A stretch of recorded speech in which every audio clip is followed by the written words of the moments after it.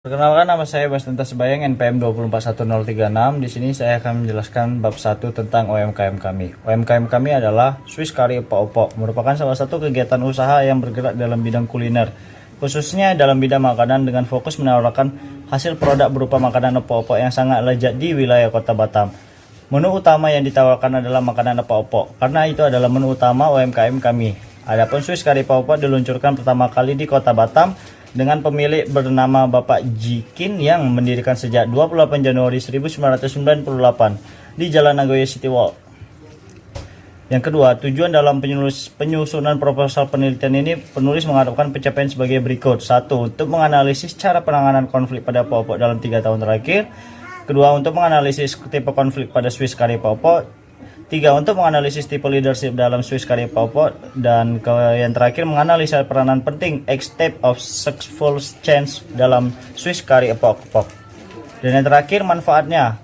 Selain itu, penulis juga berharap dengan penyusunan proposal ini dapat memberikan beberapa manfaat untuk kepentingan tersebut, diantaranya yaitu bagi pembaca, 1. Sebagai pengetahuan dan wawasan tentang materi tentang implementasi cara-cara penyelesaian konflik bisnis dan jenis kepemimpinan UMKM.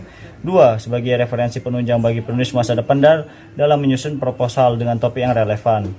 Dan untuk penulis, memenuhi tugas makalah pada mata kuliah perilaku organisasi, kepemimpinan dalam sumber daya manusia, dan manajemen perubahan. Yang terakhir, meningkatkan potensi dalam penyusunan dan penulisan proposal penelitian. Terima kasih.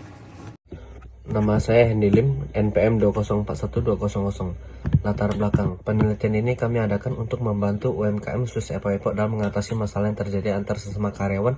Selain untuk mengatasi, juga untuk menciptakan aturan kerja dan tentunya lingkungan kerja yang aman, nyaman, dan tentram. Manajemen memiliki artian orang yang ingin mencapai tujuan yang sudah ditargetkan agar segera dapat tercapai dengan melewati proses perencanaan. Ada terdapat 6 unsur yang berperan dalam kegiatan manajemen, yaitu manusia, uang, material, mesin, metode, dan pasar. Apakah manajemen konflik sangat dibutuhkan dalam usaha? Apakah peran kepemimpinan sangat penting dan sangat dibutuhkan? 6 Emotional Leadership Style. 6 gaya kepemimpinan emosional. 1. The Visionary Leader. 2. The Coaching Leader. 3. The Affiliative Leader. 4. The Democratic Leader. 5. The Pace-Setting Leader. Ke-6. The Coercive Leader. Gaya kepemimpinan yang cocok diterapkan adalah UMKM Swiss Epok-Epok adalah gaya kepemimpinan seperti gaya afiliatif. Gaya kepemimpinan afiliatif merupakan atasan yang sadar akan baiknya kebutuhan emosional pada karyawannya. Atasan dan karyawan juga selalu berusaha maksimal untuk menyelesaikan segala macam bentuk konflik, sangat empatik, dan tentu saja tetap profesional. Apa itu proses pengambilan keputusan? Ada 8 langkah proses pengambilan keputusan. Pertama, mengidentifikasi masalah dan mendefinisikan tujuan yang akan dicapai dalam memecahkan masalah. Membuat keputusan di awal. Menghasilkan alternatif pilihan yang akan dibuat. Implementasi dari alternatif yang dipilih. Mengikuti 8 langkah menuju perubahan yang berhasil. Establishing a sense of urgency, creating the golden coalition, developing a vision and strategy, communication the change vision, empowering brand and best and team, generating short-term wins, the consolidating gains and product more change, ensuring new approach in the culture. Pengelolaan konflik dan salah satu cara alternatif penyelesaian masalah dan 4 yaitu approach to strategi, corporate, operasional, dan unit. Selanjutnya adalah landasan teori. Itu ada konflik bisnis. Konflik bisnis sering terjadi antara individu atau kelompok yang memiliki tujuan yang sama, yaitu saling menjatuhkan lawannya terhadap suatu hal.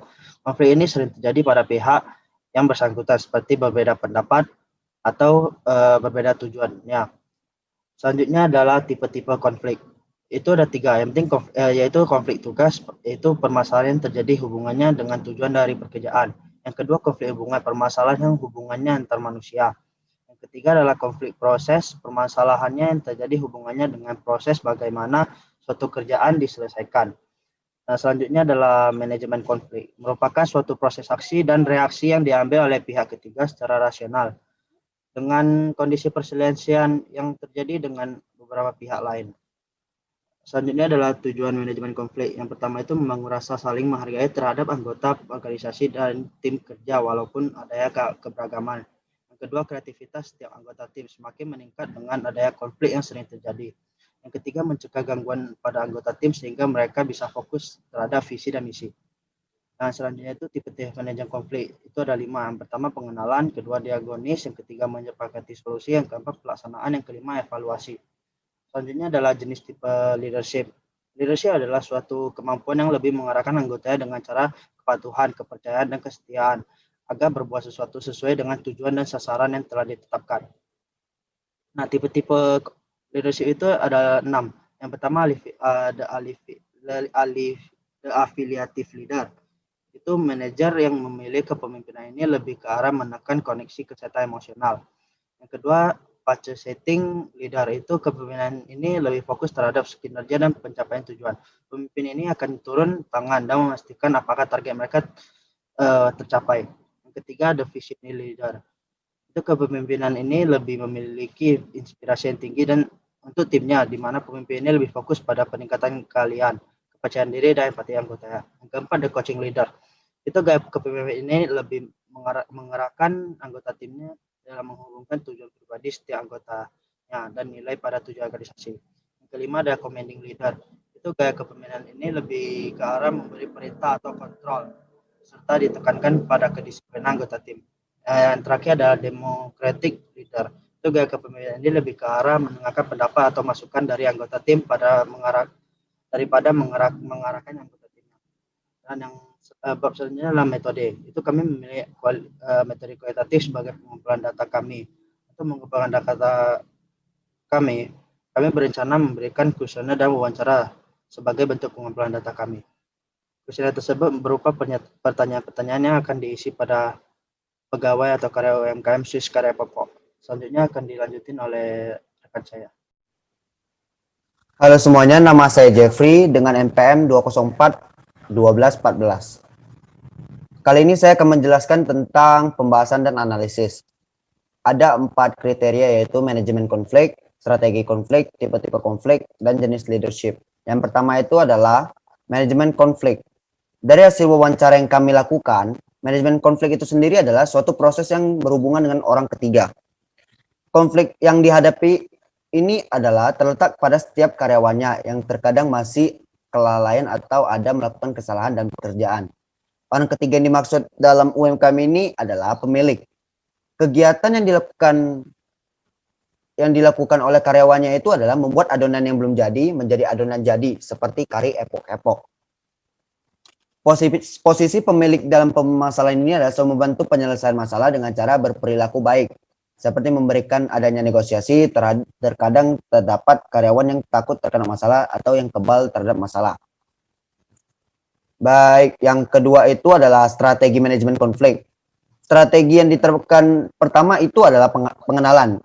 Seorang pemilik harus tahu setiap masalah apa yang terjadi di dalam organisasinya, kemudian mencari tahu siapa yang terlibat, seperti masalah yang ditimbulkan saat membuat adonan yang belum jadi menjadi karya epok-epok. Kemudian yang kedua itu adalah diagnosis. Pada step ini itu biasanya dilakukan analisa masalah yang terjadi, seperti seorang pemilik yang harus mengecek masalah tersebut dari awal. Kemudian yang ketiga itu adalah menyepakati solusi. Pada bagian ini seorang pemilik menjadi orang ketiga dengan memberikan solusi yang dapat membuat kedua belah pihak menyetujui solusi tersebut. Kemudian yang keempat yaitu pelaksanaan. Pada tahap ini sama seperti tahap ketiga yang sebelumnya saya jelaskan, yaitu memberikan solusi dengan meminta yang lebih memahami untuk mengajarkan mengolah adonan belum jadi kepada yang belum memahami cara pembuatannya. Yang kelima itu adalah evaluasi. Pada tahap ini dibutuhkan seorang atasan untuk mengevaluasi apakah usaha tersebut dapat dijualkan kepada para konsumen.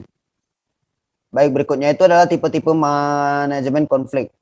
Pada tahap ini seorang pemilik memiliki tipe manajemen konflik 2, accommodating dan compromising. Pada tipe accommodating, pemilik ini mengumpulkan pendapat dan permasalahan yang terjadi seperti menerima pendapat dari kedua belah pihak yang sedang memiliki konflik. Kemudian pada tahap compromising, itu sama juga dengan accommodating, akan tetapi para compromising ini lebih ke arah bernegosiasi demi kebaikan bersama. Kemudian yang keempat itu adalah jenis leadership. Pada bagian ini gaya kepemimpinan yang ada dalam pemilik ada 3, yaitu affiliative leader, the pace setting leader, and the coaching leader. The affiliative leader itu seperti pemilik tersebut sering memerhatikan kesehatan mental dan fisik pegawainya. Kemudian yang kedua itu adalah the pace setting leader. Pada bagian ini, setiap atasan atau pemilik selalu fokus pada kinerja dan pencapaian tujuan bagi usaha tersebut. Dan yang ketiga itu adalah the coaching leader. Pada gaya ini, seorang pemimpin selalu siap untuk memberikan ilmu atau memberikan bantuannya kepada para karyawannya. Oke, selanjutnya itu adalah kesimpulan dan saran. Kesimpulan yang kami dapat dari UMKM ini adalah seorang atasan yang memiliki jiwa sosial dan kemanusiaan yang tinggi. Dikarenakan pada setiap kriteria yang kami sebutkan sebelumnya, seorang atasan selalu masuk dalam kategori tersebut.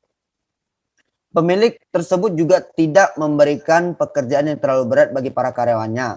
Pemilik UMKM ini juga sudah mempertimbangkan apa yang harus dilakukan kepada pegawai dan karyawannya yang bekerja di usaha tersebut dan membuat para pegawai jauh dari tekanan. Saran yang dapat kami berikan pada UMKM ini dan pemiliknya adalah dengan lebih melakukan suatu ikatan yang lebih dekat, seperti dalam hal melakukan kegiatan yang dapat membuat satu sama lain tetap bersama walaupun di luar jam kerja maupun di dalam jam kerja. Dan juga lebih menumbuhkan kreativitas pada setiap pegawainya dan pemiliknya agar dapat menciptakan suatu inovasi baru atau menu baru yang dapat memikat para hati konsumen. Baik, sekian presentasi dari saya. Apabila ada kata-kata yang salah mohon dimaafkan. Sekian, terima kasih.